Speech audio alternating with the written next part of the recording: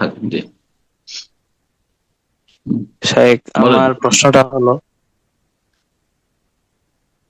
আমার প্রশ্নটা হলো আসলে আমাদের আশেপাশে অনেক মতবাদের মানুষজন আছে, কিন্তু এখন আমরা যুবক বয়সে তো বুঝছি না যে কোন মতবাদটা আসলে সঠিক। আমরা তো হাদিস বিশারদ না যে হাদিস সবগুলো যে জানবো। তো এখন জি। আমাদেরকে কোন দিকে যাওয়াটা আমাদের জন্য উচিত হবে? কোন কোন মতামতের লোকেরা আছে, দু চারটা নাম বলেন, তখন বলে দিচ্ছি।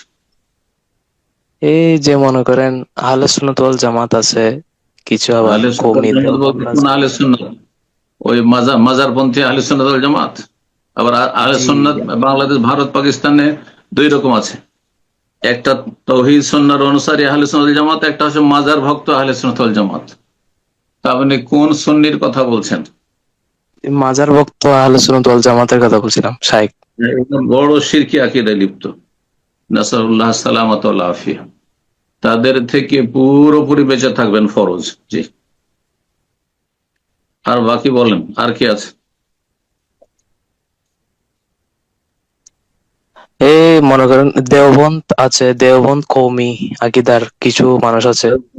এদের মধ্যে বহু বিদাত আছে, সুফিজম আছে। জি, জি, তো তাদের তরিকা এখন থেকে জি শাইখ, এখন আমি আসলে কোন আকীদা অনুযায়ী জীবন যাপন করব? আর কোন তরিকা আছে বলেন দু একটা। আপনার আশেপাশে না বলছেন, তো আশেপাশে আর কি আছে বলেন। এই আশেপাশে দুটোই মূলত এই দুইটাই মূলত মানে বিশেষ করে প্রচলিত। এখন দুইটির মধ্যে কোনটাতে যাওয়া আমার জন্য মওদুদি বিশেষ করে মওদুদি ভক্তরা নেই? জামাত ইসলামের জি লোকেরা নেই? আছে, আছে, জি আছে, মানে ক্ষমতায় যাওয়া বলছে। জি আছে, আছে, অনেক আছে। এটাও ইসলামের রাজনৈতিক ব্যাখ্যা। তাদের থেকে বেঁচে থাকবেন। জি, যদি সরল তো এখন প্রকৃত আমরা আসলে কোন পথে যাওয়াটা আমাদের জন্য উত্তম হবে? থাকবেন, ফাতাজিলিল ফিরাকা কুল্লাহা, এই সমস্ত ফিরকা থেকে বেঁচে থাকবেন, কোরআন সুন্নাহর অনুসারী হবেন। জি, আহলুল হাদিস সালাফিদের সাথে থাকবেন যেখানে থাকেন। বারাকাল্লাহ ফিক।